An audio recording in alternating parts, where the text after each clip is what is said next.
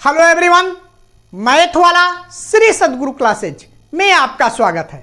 आज हम आपको कैलेंडर के इतिहास के बारे में बताएंगे कि कैलेंडर की शुरुआत कब और कैसे हुई तथा आज वर्तमान समय में कौन सा कैलेंडर लागू है। आइए देखते हैं कैलेंडर का इतिहास।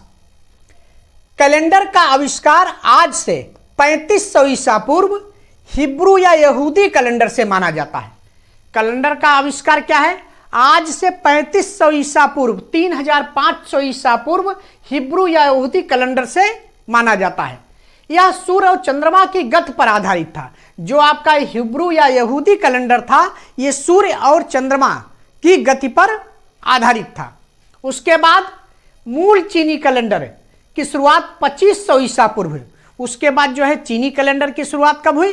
2500 ईसा पूर्व 2500 ईसा पूर्व जो है चीनी कैलेंडर की शुरुआत हुई। फिर क्या हुआ? रोम का सबसे पुराना कैलेंडर ईसा पूर्व 7वीं शताब्दी। ईसा पूर्व 7वीं शताब्दी का मतलब कि 700 ईसा पूर्व से 600 ईसा पूर्व के बीच में वहां के राजा न्यूमा पोपिलियस के समय का था। रोम का जो सबसे पुराना कैलेंडर था वो 700 ईसा पूर्व से 600 ईसा पूर्व के बीच के समय में लागू हुआ था। वहां के राजा न्यूमा पोपिलियस के द्वारा लागू किया गया था।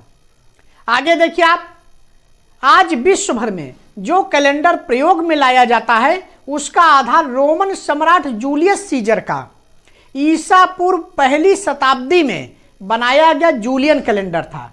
रोमन सम्राट जूलियस सीजर के द्वारा ईसा पूर्व पहली शताब्दी, इसका मतलब कि ईसा पूर्व 0 से 100 वर्ष के बीच में बनाया गया जूलियन कैलेंडर था, जिसमें 365 दिन 6 घंटे का एक वर्ष था। इस तरीके से आपने देखा कि कैलेंडर का आविष्कार कब हुआ? 3500 ईसा पूर्व में हिब्रू या यहूदी कैलेंडर का, 3500 ईसा पूर्व में हिब्रू या यहूदी कैलेंडर का आविष्कार हुआ। 2500 ईसा पूर्व में चीनी कैलेंडर, 2500 ईसा पूर्व में चीनी कैलेंडर का आविष्कार हुआ। 700 ईसा पूर्व से 600 ईसा पूर्व के बीच में रोम के कैलेंडर का आविष्कार हुआ और 0 से 100 ईसा पूर्व के बीच में रोमन सम्राट जूलियस सीजर द्वारा बनाया गया जूलियन कैलेंडर, इसका आविष्कार हुआ। और ये जो जूलियन कैलेंडर था इसमें 365 दिन 6 घंटे का एक वर्ष था, जो कि पूर्ण रूप से सही नहीं था। क्या था? 11 मिनट अधिक था, 11 मिनट 14 सेकंड अधिक था। कैसे? क्योंकि आप जानते हैं पृथ्वी सूर्य का एक चक्कर 365 दिन 5 घंटे 48 मिनट और 46 सेकंड में लगाती है और ये 365 दिन 6 घंटे शो कर रहा है, इसलिए आपका 11 मिनट 14 सेकंड ये क्या है? अधिक है। अब देखिए, जूलियन कैलेंडर में जो त्रुटि थी उसको ठीक करने के लिए रोमन सम्राट जूलियस सीजर ने कैलेंडर को सही बनाने में यूनानी ज्योतिषी सोसीजीनिस की सहायता ली। जो उनके कैलेंडर में त्रुटि थी उसको ठीक करने के लिए उन्होंने यूनानी ज्योतिषी सोसीजीनिस की सहायता ली और उन्होंने जो नया कैलेंडर बनाया उसकी शुरुआत उन्होंने जनवरी से की। पहले इसकी शुरुआत जनवरी से नहीं थी, उसकी शुरुआत जनवरी से की और उसमें लीप वर्ष की भी व्यवस्था की। लीप वर्ष या लीप दिवस क्या है? ये 365 दिन 6 घंटे का एक वर्ष है, तो जो 6 घंटे है ये जो है आपका 4 वर्ष में जो है एक दिन के बराबर हो जाएगा। तो वो जो एक दिन है ये उसी को लीप दिवस कहा गया है और लीप दिवस या लीप वर्ष की व्यवस्था की जो एक दिन एक्स्ट्रा या अतिरिक्त है उसको उन्होंने फरवरी महीने में ऐड किया। इस तरीके से सोसीजीनिस की सहायता से उन्होंने नए कैलेंडर का आविष्कार किया और उसकी शुरुआत जनवरी से की और उसमें लीप वर्ष की भी व्यवस्था की। अब देखिए उस नए कैलेंडर में उन्होंने क्या किया? नए कैलेंडर को ईसा के जन्म से 46 वर्ष पूर्व लागू किया। जो नया कैलेंडर उन्होंने बनाया उसको ईसा के जन्म से 46 वर्ष पूर्व उन्होंने लागू किया तथा ईसा पूर्व 46 ईस्वी में 90 अतिरिक्त दिन जोड़कर उसको 445 दिनों का बनाया गया। मतलब क्या किया उन्होंने? जो नया कैलेंडर उन्होंने बनाया जूलियस सीजर ने उसको क्या किया? ईसा पूर्व 46 ईस्वी में लागू किया या 46 वर्ष पूर्व लागू किया और ईसा पूर्व 46 ईस्वी में 90 अतिरिक्त दिन जोड़े तो इस तरीके से जो 46 ईसा पूर्व 46 ईस्वी का वर्ष था वो 445 दिनों का हो गया। इस तरीके से उन्होंने नए कैलेंडर को बनाया, लेकिन फिर भी जूलियस सीजर भ्रम की स्थिति में थे। इतना सब सुधार करने के बाद भी जूलियस सीजर भ्रम में थे, कुछ उसमें त्रुटि थी जिसको कि वो सोचकर उनके भ्रम की स्थिति बनी हुई थी। फिर भी क्या हुआ, जूलियस सीजर के कैलेंडर को ईसाई धर्म मानने वाले सभी देशों में ने स्वीकार किया। ईसाई धर्म को मानने वाले जितने भी देश थे सभी जूलियस सीजर के कैलेंडर को या जूलियन कैलेंडर को स्वीकार किया।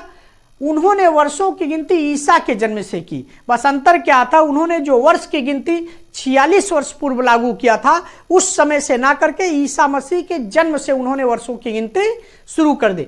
इस तरीके से जूलियस सीजर का जो जूलियन कैलेंडर था वो लागू हुआ। अब अभी वर्तमान समय में आप देखेंगे कि ये जो जूलियन कैलेंडर था वही लागू है या कौन सा कैलेंडर चल रहा है।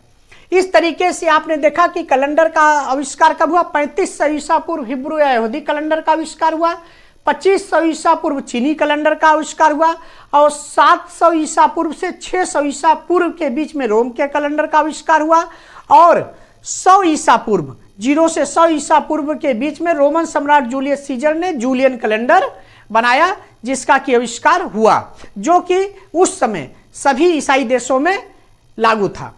अब आप देखिए भारतीय कैलेंडर की शुरुआत कब हुई, कब इसका आविष्कार हुआ। भारतीय कैलेंडर की शुरुआत 78 ईस्वी में कुषाण के राजा कनिष्क महान ने अपने राज्यारोहण के समय की थी। भारतीय कैलेंडर की शुरुआत जो है 78 ईस्वी में कुषाण के राजा कनिष्क महान द्वारा की गई। उन्होंने अपने राज्यारोहण के समय की, जो शक संवत पर आधारित था तथा पहला महीना चैत था।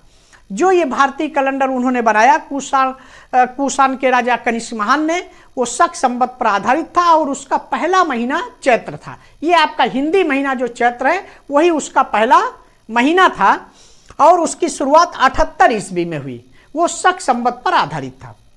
उसके अलावा आप देखिए, इसके अलावा राजा विक्रमादित्य ने 57 ईसा पूर्व विक्रम संवत की शुरुआत की। राजा विक्रमादित्य ने क्या किया, 57 ईसा पूर्व जो है विक्रम संवत की शुरुआत की।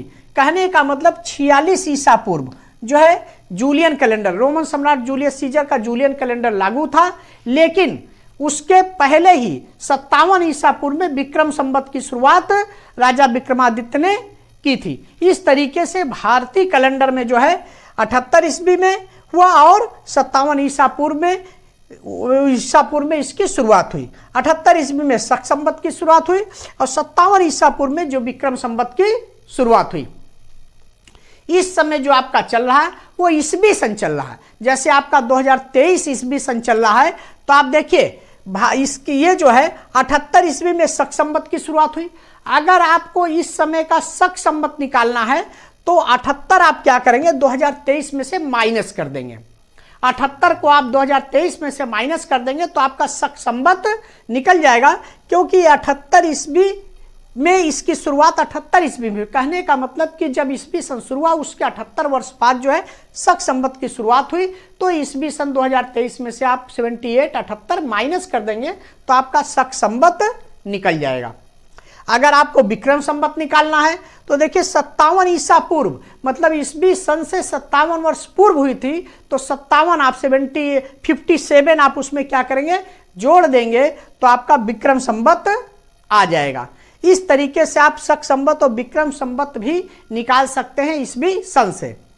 अभी आगे आने वाले वीडियो में हम आपको शक संवत और विक्रम संवत के बारे में थोड़ा डिटेल में बताएंगे और शक संवत की शुरुआत कब हुई और विक्रम संवत की शुरुआत कब और किसने की, इस तरीके से बताएंगे। और भारत का राष्ट्रीय कैलेंडर, इस समय वर्तमान समय में भारत का राष्ट्रीय कैलेंडर क्या है उसके बारे में, या कब लागू किया उसके बारे में भी हम आपको बताएंगे।